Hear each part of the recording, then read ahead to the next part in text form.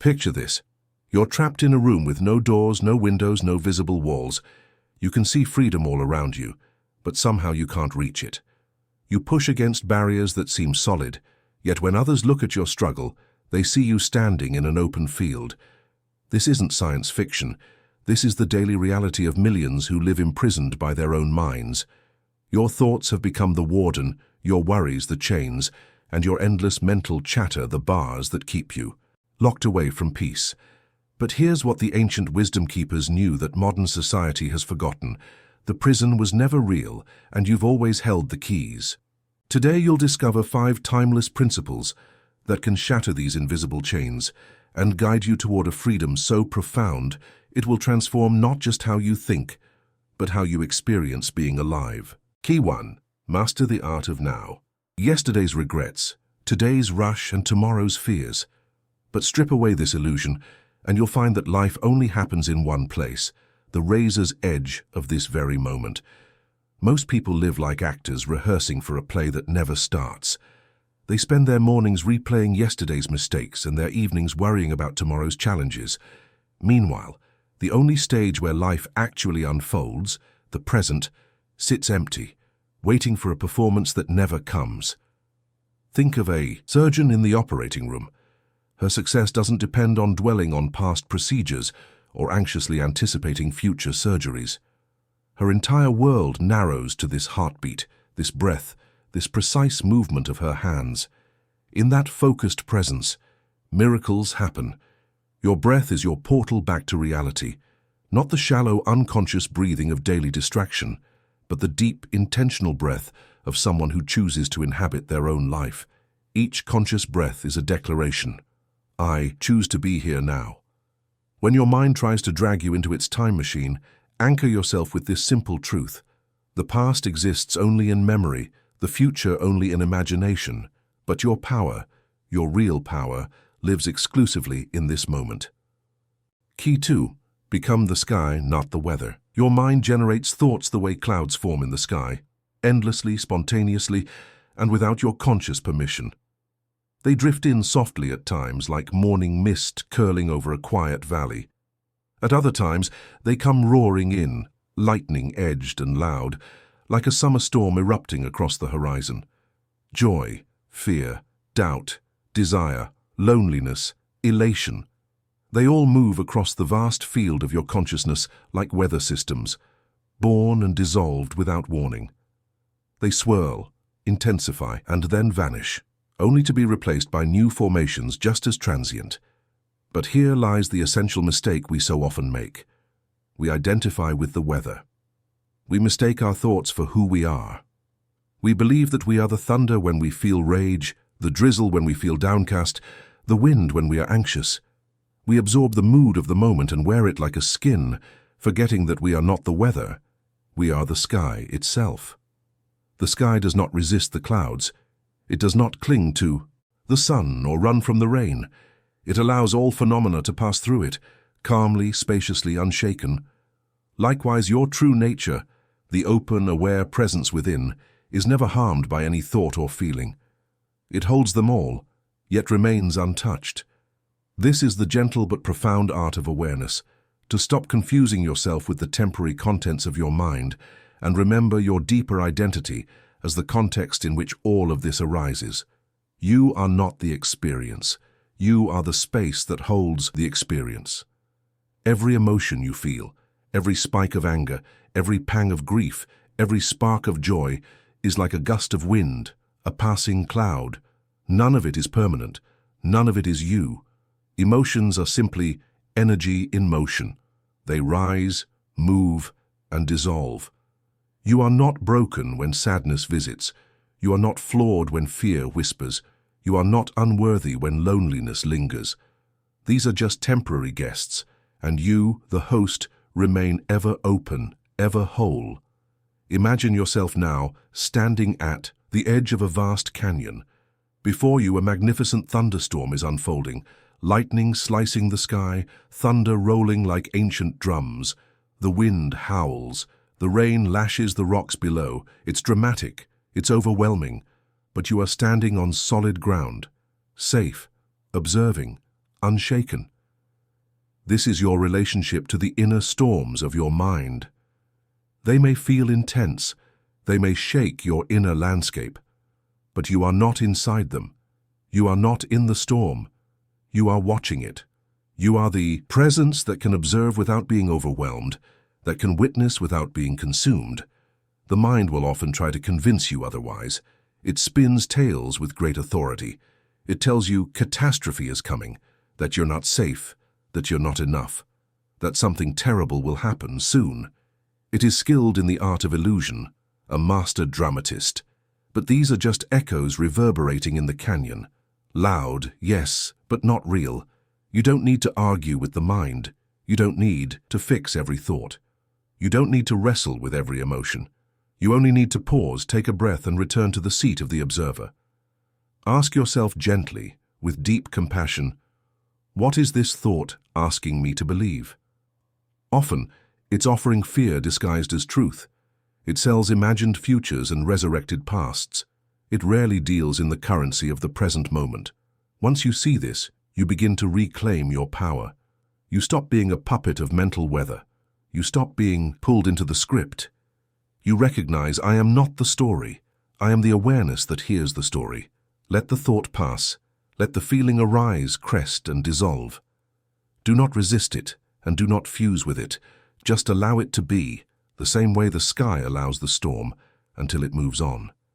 You are not your thoughts, any more than the ocean is its waves. Waves may rage, crash, foam, and fall, but they are surface activity. Beneath them, the ocean remains deep, vast, and unmoved. So too, with you beneath the movement of your mind, there is a profound stillness, a peace that does not depend on what is happening, a center that does not tremble, even when the surface does. Return to that stillness. It is your home. It is your truth. In this stillness, there is wisdom, because you can see clearly.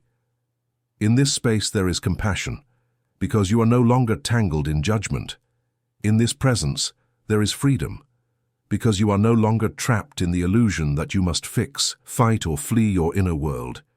You are not here to control the weather of your mind. That's not your job. Your purpose is far more sacred, to remember that you are the vast sky, to let it all come, to let it all go, and to remain as presence, as peace, as the silent witness to it all. If this message resonates with you, and you're seeking more moments of peace and insight, don't forget to like the video and subscribe for daily reflections rooted in ancient wisdom and modern clarity. Key 3. Release your death grip on outcomes. Human beings are natural-born control addicts. From the moment we gain awareness, we begin to grasp. We plot, we plan, we calculate. We imagine futures and build strategies to conquer them. We believe that with enough foresight, force, and perfection, reality will align to our desires. We convince ourselves that if we just try hard enough, think hard enough, life will obey. But this obsession with control is like trying to direct the wind with your bare hands. It's exhausting. It's futile. And, worst of all, it's self-defeating. The tighter your grip, the more life resists. The more you demand certainty, the more unpredictable things become. Control, at its core, is fear disguised as discipline. It's the fear that life, left to its own rhythms, will betray us, that unless we manage every detail, chaos will consume us. But the truth is, life has never been under our control. Not really. Not the timing, not the weather, not the behavior of others, not even the beating of our own hearts. And that's not a flaw in the system. It is the system. Real power, true inner strength, is not found in controlling what happens. It's found in mastering how we respond to what happens. It's the quiet confidence of someone who no longer needs to wrestle with the river to know where it's going. It's the difference between a rigid oak tree that snaps under the pressure of a storm and the bamboo that bends, sways, and survives. Consider the master gardener. She prepares her soil with care, plants her seeds with intention, waters them with devotion, and protects them from obvious harm. But she does not stand over the seed shouting, "Grow faster." She does not pull at the roots in desperation. She doesn't micromanage the unfolding. Why? Because she understands something profound. Growth belongs to nature. Effort belongs to her. Her role is to create conditions for flourishing, to tend the process. But the result? That's not in her hands. She trusts that the earth knows what to do, that the rain will come when it must, that the sun will rise when it's time. This is how life asks us to live, with effort, yes, but without grasping, with vision, but without obsession, with presence, but without pressure. Your role is not to force reality to obey your expectations. Your role is to show up, fully, honestly, compassionately, and give the best of yourself to this moment. Your role is to act with integrity, to speak with clarity, to move with purpose. But once you've done your part, you must surrender the outcome. This is the hidden paradox of surrender. It is not passivity. It is not resignation. It is not giving up. On the contrary, it's one of the most courageous acts a person can commit. It is the art of letting go while still showing up, of releasing your attachment to what should happen so you can live more fully in what is happening. Surrender means holding your dreams the way you would hold water in your hands, delicately, respectfully.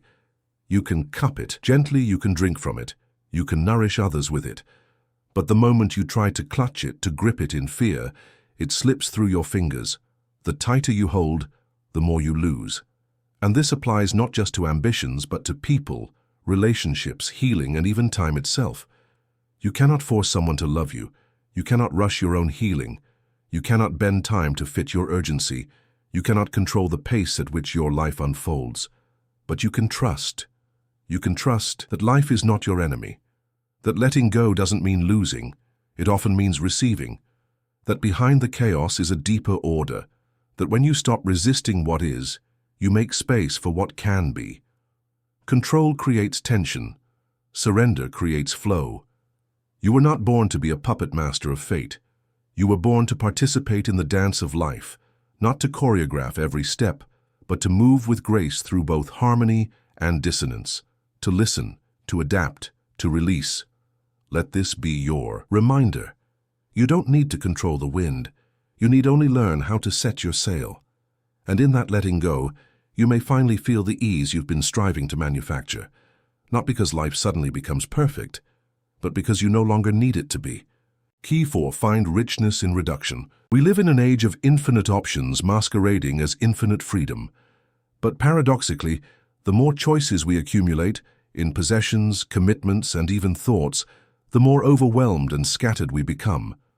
True liberation often comes not from addition, but from the courage to subtract. Think of a master sculptor approaching a block of marble. The masterpiece doesn't emerge from adding more material. It reveals itself through the careful removal of everything that isn't essential. Your peace of mind works the same way.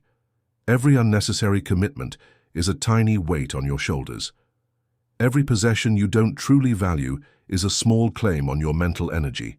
Every worry about things beyond your influence is a leak in your reservoir of inner strength. The ancient philosophers understood this deeply. They discovered that wanting less led to having more time, more peace, more genuine satisfaction with what remains. Try this experiment. Identify 3 things in your life that consume energy without providing real value. It might be a social media account that leaves you feeling drained, a commitment you took on out of guilt rather than joy, or a habit of overthinking decisions that don't truly matter. Gently release these energy vampires and notice how much lighter you feel. Simplicity isn't about deprivation, it's about clarity. When you remove the noise, you can finally hear the music. Key 5. Dance with impermanence. One of the mind's most deceptive and cruel tricks is the illusion of permanence. When times are joyful, we cling. We fear the end before the joy has even been fully lived. When times are difficult, we despair. We imagine the pain stretching into infinity, a relentless darkness without horizon. Either way we suffer, grasping at what cannot stay, resisting what must eventually change. But here is the deeper truth. Nothing lasts forever, and that's not a tragedy. It is liberation. All things, emotions, situations, relationships, successes, failures, even identities, arise, flourish for a time, and eventually fade. This is the sacred rhythm of existence, a cosmic breath, Inhale, exhale. Begin, unfold, dissolve. It is the way of seasons, of tides, of galaxies and human hearts alike. No matter how unbearable this moment feels, it will not last. No matter how radiant this joy seems, it too will pass. The beauty of this truth is not in its finality, but in its fluidity. It means we are never permanently stuck and never permanently secure. Life is not a static photograph. It is a moving river, and we are both in it and made of it. You've seen this truth with your own eyes. Storms, once terrifying, have passed. Wounds you thought you'd never recover from have slowly, quietly healed. Moments that made you feel infinite, sunsets, laughter, love, have come and gone, leaving behind only echoes and soft imprints on the soul. And still, you are here. This is the wisdom of impermanence. It teaches us to participate in life rather than try to possess it. Clinging to pleasure does not preserve it. Resisting pain does not erase it. In fact, both strategies amplify suffering. But when we allow each experience to be what it is, when we let it rise, move through us, and dissolve naturally, something opens up, an inner spaciousness, a quiet knowing, a trust in the deeper flow. Watch a master surfer cutting through a towering wave. She does not try to tame it. She does not freeze it in place. She does not panic at its power. She aligns, she adapts. She feels the rise, flows with the force, and when the moment ends, she lets go, ready to meet the next wave with the same grace. She understands. No wave is permanent, but each one is worth riding with presence. This is how to live, not by freezing time, but by flowing with it, not by seeking eternal comfort, but by cultivating eternal awareness. When joy arises, let it soak into your skin, fill your lungs, move your limbs. Do not hold it. Inhabit it. When sorrow arrives, let it wash through, like a storm that needs to empty its rain. There is no shame in feeling deeply. There is only wisdom in allowing it all to pass naturally, as all things must. We tend to think permanence is what gives life meaning, but imagine a song that never ended, a sunrise that never moved, a kiss that never broke. It's precisely because things end that they become precious. Their impermanence is their gift. It awakens us to the urgency of presence. To love something fully is to know you cannot keep it. The only constant, the only promise, the only unshakable truth is change itself. And if you stop resisting it, if you stop trying to hold the river still, you will find a kind of peace that doesn't depend on what's happening. You will begin to see that life is not something to conquer or control. It is something to ride, wave by wave, with eyes wide open and heart fully engaged. Let impermanence be your teacher. Let it remind you that no storm is eternal.